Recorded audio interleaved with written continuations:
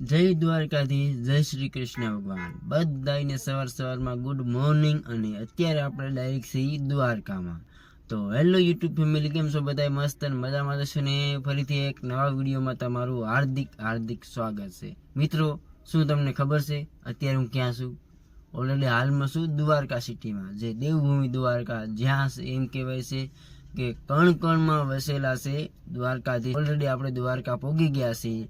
એક દિવસની ટ્રીપ લઈને લોંગ ડ્રાઇવિંગ કરીને ઓલરેડી આવી ગયા છીએ ફેમિલીને લઈને. અને લોંગ ટ્રીપમાં આવીએ એટલે પાણી બદલવાનું વગેરે થઈને એટલે થોડું ગળું પણ બેસી ગયેલું છે, એટલે છે ને બોલવામાં પણ તકલીફ પડે છે. અને અત્યારે આપણે પહોંચી જઈએ ડાયરેક્ટ દ્વારકા.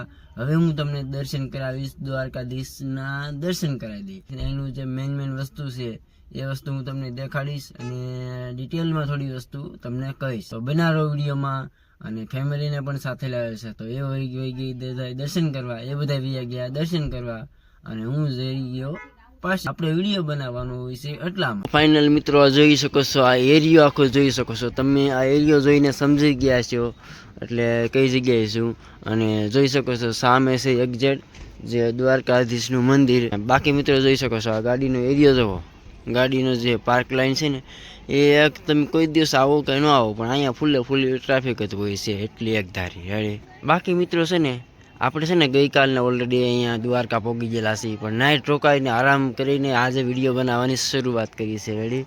અને રાતના 10 વાગે સમથિંગ પહોંચી ગયો હો. મિત્રો, કોઈ પણ વ્યક્તિને દ્વારકા આવવું હોય તો લગભગ મારા ગામથી કોરડાથી લગભગ દ્વારકા છે ને, જે દેવભૂમિ દ્વારકા, એ લગભગ થાય છે 550 કિલોમીટર સમથિંગ થાય છે. બાકી મિત્રો, આ જગ્યા છે ને, તમે અહીંયાથી બેટ દ્વારકા સમથિંગ 40 થી 45 કિલોમીટર એ બેટ દ્વારકા થાય છે. કૃષ્ણ ભગવાનની નગરી છે, જે સોનાની નગરી કહેવામાં આવે છે.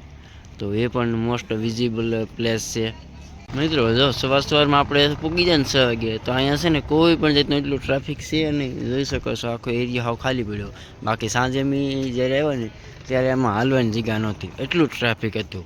એટલે તહેવાર નથી છતાં પણ એટલું ટ્રાફિક હોય છે, કારણ કે 4 ધામ તીર્થમાંથી એક તીર્થ આવેલું છે, જે દ્વારકા.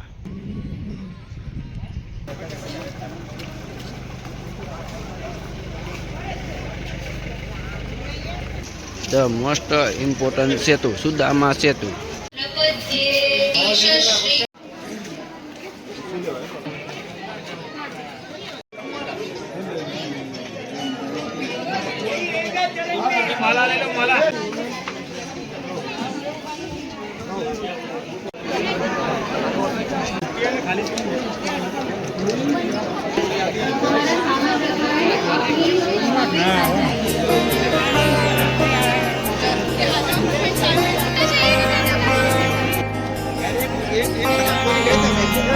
તો ફાઇનલ મિત્રો, તમને છે ને બધાને દ્વારકાધીશના દર્શન કરાવી દીધા છે. અને હવે અહીં છે ને આપણે જલ્દી એક નવા લોકેશને જઈએ અને ત્યાં જઈને મળીએ. મિત્રો, કોઈ પણ વ્યક્તિને દ્વારકામાં રહેવું હોય અથવા એના માટે જમવાની અને રહેવાની સુવિધા છે ને, તમને અનલિમિટેડ હોટલ મળી જશે.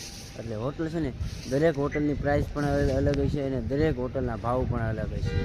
જેવી હોટલમાં રહેશો એવી તમને હોટલ મળી રહેશે. એટલે દ્વારકામાં તમને અનલિમિટેડ હોટલ છે, અને રહેવાની બી અનલિમિટેડ જગ્યાએ છે, અને જમવાનું દરેક જાતનું તમને મળી જશે રેડી. એટલે બિંદાસ તમે દ્વારકા આવી શકો છો. મિત્રો, જે આ ગાડીઓ દેખાય, બધી ગાડીઓ આમાંથી છે ને વધારે પડતી ટુરિસ્ટની ગાડી છે. એટલે કે વધારે પડતી માર્કેટમાં 2 જ ગાડી હાલતી છે. કઈ? એક ઇકો અને એક અલ્ટિકા. આમાં જોઈ શકો છો સામે એકલી અલ્ટિકા જ પડી છે, અલ્ટિકાથી છે, અને થાય ઇકોને ક્યારેક તુફાન પણ જોવા મળે છે, અને ક્યાંક મોટી ગાડીઓ હોય છે જે જો સામે હાલી જાય છે એ રીતની, જે વીઆઈપી ટાઈપ. અને બાકી વધારે પડતી ઇનોવા હોય છે, ઇનોવા જે વીઆઈપી માટે રેડી. તો અહીંયા દ્વારકામાં ટુરિસ્ટ પ્લેસ આવે ને, જે વ્યક્તિ ટુરિસ્ટ માટે, તો એના માટે સ્પેશિયલ ગાડી છે ને અલ્ટિકા આવે છે. જોઈ શકો છો છે ને વ્યૂ.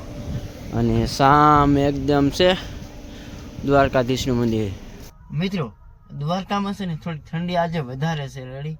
એટલે વિડીયો બનાવવામાં પણ થોડોક પ્રશ્ન છે, બોલવું અઘરું છે, કારણ કે ઠંડી એટલી છે. એટલે ગાડીમાં છે ને, ગાડીની અંદર પેક થઈ જાય ને, એટલે ગાડીની અંદર ઠંડી નહીં વાતી, તો ગાડી વિડીયો બનાવવાની મજા આવે. અહીંથી આપણે દ્વારકાથી જઈને જવાનું છે ડાયરેક્ટ ભીમરાણા, જ્યાં એમ કહેવાય છે કે સાક્ષાત મંગલમાનું મંદિર છે ભીમરાણા. તો આપણે જઈને હું તમને મંદિર બતાવું, શું છે, કેવું મંદિર છે, બધી વસ્તુની યાદ બતાવું. તમે ધ્યાનથી અને જોવા રહેજો અને આપણા બ્લોગમાં બના રહેજો. પાર્ટ 1, પાર્ટ 2, પાર્ટ 3 એ રીતના બ્લોગ આવશે. સવારમાં આપણે પહોંચી જશે આઈશ્રીમાં મોંગલના ચરણે, મોંગલમાંની જન્મભૂમિ એટલે કે ભીમરાણા ગામ.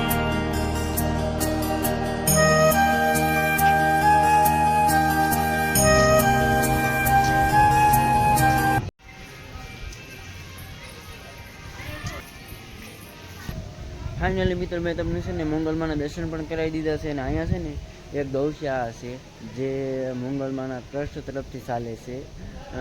ગૌશાળા જે હું તમને આગળ બતાવું.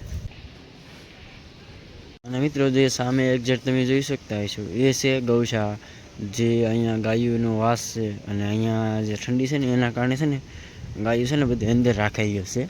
જો હું તમને બે બાજુ બતાવું. અહીંયા પણ છે, આ બાજુ પણ ગૌશાળા છે અને એક્ઝેક્ટ સામે પણ છે. જો મિત્રો હું વિડીયો ઉતારું ને તો બધી ગાયો છે ને મારે સામે જોવે છે. જુઓ છે ને પણ મસ્ત બધી. એટલે અહીંયા ગૌશાળા પણ છે સારામાં સારી, અને એ પણ મોંગલમાના શરણે. મિત્રો અહીંયા છે ને અવડું મોટું વિશાળ મંદિર પણ છે, આ એક્ઝેક્ટ જે તમે જોઈ શકો. અને એટલું મોટું વિશાળ મેદાન પણ છે. અહીંયા તમને ચા નાસ્તો વગેરે નાસ્તો જમવાનું પણ મળીએ છે ને અહીં નાસ્તો પણ મળીએ છે. મિત્રો સવારમાં છે ને આપણે મોંગલમાની આરતી લેવાની છે. જોઈ લો ચાલુ થઈ ગઈ છે.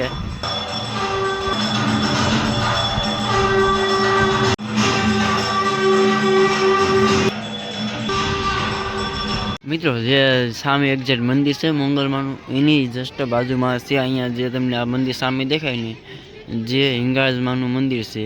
અહીંયા છે ને જો આ ડોમ ચાલે છે, આખો એરિયો છે ને જે નાસ્તાની એરિયો અત્યારે છે અને અત્યારે ચાલુ જસ્ટ થઈ ગયેલો છે. જે પ્રવાસ આવેલા છે ને સ્કૂલમાંથી પ્રવાસ, અને જો સામે આગી બસો પડેલી.